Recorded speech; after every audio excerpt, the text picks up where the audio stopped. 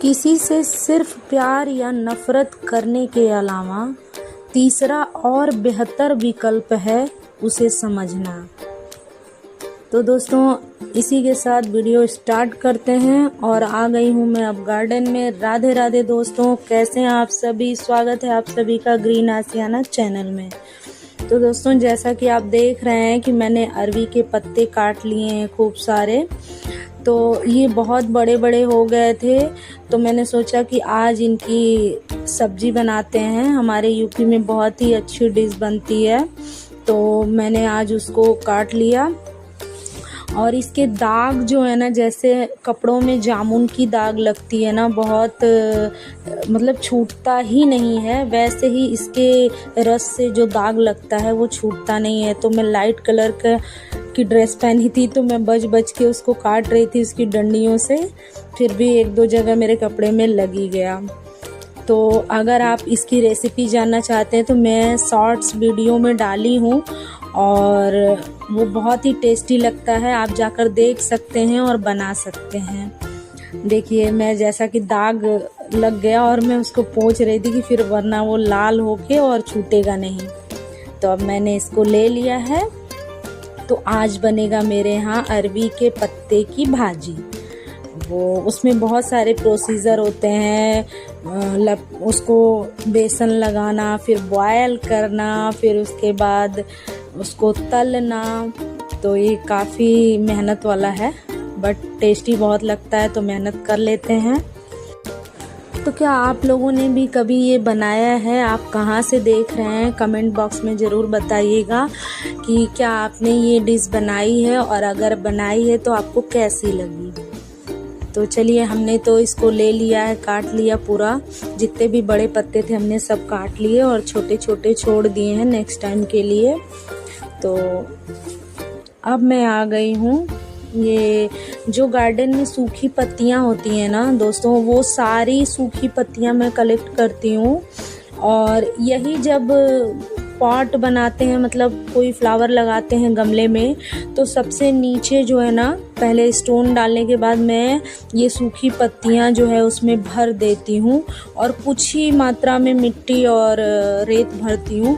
तो ये सड़कर खाद बन जाता है और ये हल्का सा होता है, तो बहुत जल्दी ये सड़ भी जाता है, सूखा रहता है।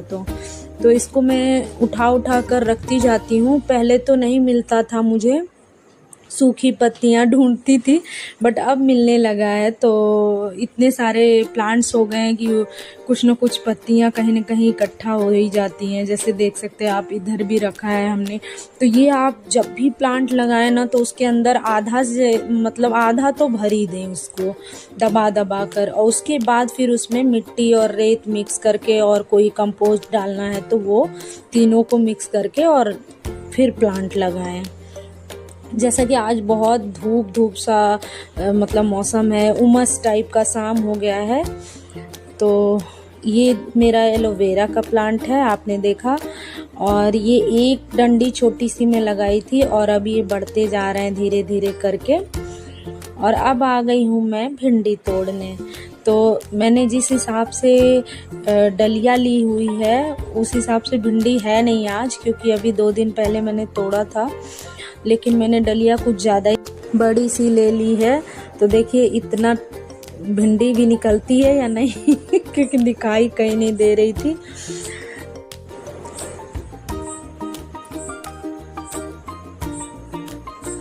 और ये है दोस्तों मेरे चांदनी का प्लांट। तो चांदनी में भी ना अभी मतलब सारे इसकी कलियां पत्तियां सूख रही हैं, क्योंकि बारिश का वेट करने लगी मैं। तो 2-3 दिन हो गया, तो ये मिट्टी जो है पूरी सूख चुकी है और मतलब फट रही है ऐसे ऊपर की मिट्टी। तो अब मुझे इसमें पानी डालना चाहिए सारे प्लांट में, बट जैसे ही शाम होती है ऐसा लगता है अब बारिश हो जाएगी, अब बारिश हो जाएगी, रहने देते हैं। और मैं आ गई ये दूसरी साइड भिंडी तोड़ने। तो देखते हैं कितनी तीनों तरफ से मिलाकर कितनी भिंडी निकलती है।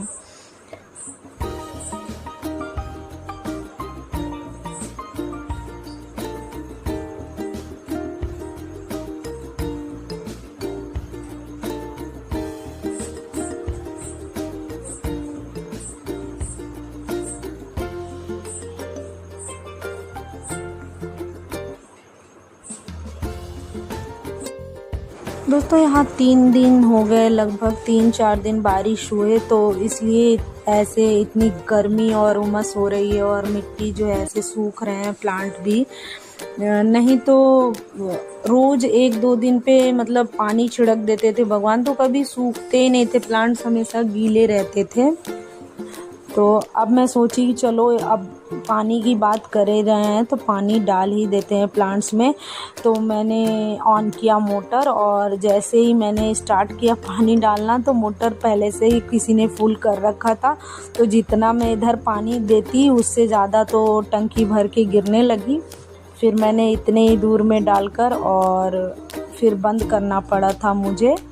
ज़्यादा दूर तक सारे प्लांट्स में नहीं कर पाई थी, मैंने सोचा अब सुबह में करूँगी क्योंकि शाम होने लगी थी। और दोस्तों जैसा गणेश चतुर्थी चल रहा है इस समय, तो मैं रखती हूँ गणेश जी 11 दिन तक मेरे पास रहते हैं। ऐसा लगता है जैसे मेरे घर कोई मेहमान आए हैं, और जब वो जाते हैं तो बहुत उदास हो जाती हूँ मैं, और कुछ दिन अच्छा ही नहीं लगता है, जैसे सूना सूना लगता है, कोई मतलब कुछ काम नहीं है या जो जैसा भी अजीब फीलिंग होती है। और ये देखिए हमारे घर कौन आया, ये कितनी प्यारी बटरफ्लाई है। ये पूरी ब्लैक थी और ब्लू और वाइट के इस पे डॉट्स थे, और ये आके जिधर हमारी वॉशिंग मशीन रखी है, वॉशिंग एरिया है, वहाँ पर ये बैठ गई और ऐसे लगा जैसे कुछ कहने आई हो। मेरे हाथ एकदम पास हैं और वो ध्यान से देख रही है, और बिल्कुल कुछ देर तक वहीं आकर बार बार बैठ रही थी। मुझे इतना अच्छा लग रहा था कि मन हो रहा था पकड़ूं, फिर मुझे लग रहा था नहीं, ये ऐसे ही देखते रहूं, इसको बहुत प्यारी लग रही है, कोई संदेश लेकर आई है मेरे लिए, ऐसा लग रहा था मुझे। तो दोस्तों ये ना बटरफ्लाइज़ वगैरह जब से गार्डन रेडी हुआ है ना, तो ये बहुत आती हैं, और ड्रैगन फ्लाई भी आती हैं। अब मुझे हमारे तरफ तो उसको जुलाहा बोलते हैं, जो हेलीकॉप्टर कर जैसे वो मतलब शेप में होता है, बट अब पता नहीं यहाँ पे क्या बोलते हैं आप लोग, मुझे नहीं पता, पर हमारे यहाँ उसको यूपी में जुलाहा बोलते हैं। और इसको तो सब लोग जानते हैं कि ये तितली हमारी है, प्यारी सी बटरफ्लाई।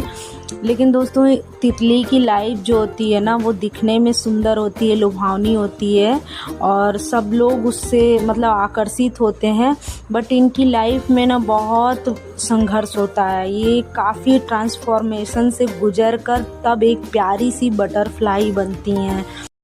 ये पहले कैटरपिलर होती हैं और ये कीड़े की तरह होते हैं, और उसके बाद बहुत ही पेन सहने के बाद और बहुत ही प्रोसेस से गुजरने के बाद ये एक प्यारी सी सुंदर लुभावनी बटरफ्लाई बनती हैं। तो दोस्तों अगर आप लोगों को मेरी वीडियो अच्छी लगती है तो प्लीज़ मेरी वीडियो को लाइक, कमेंट, शेयर और सब्सक्राइब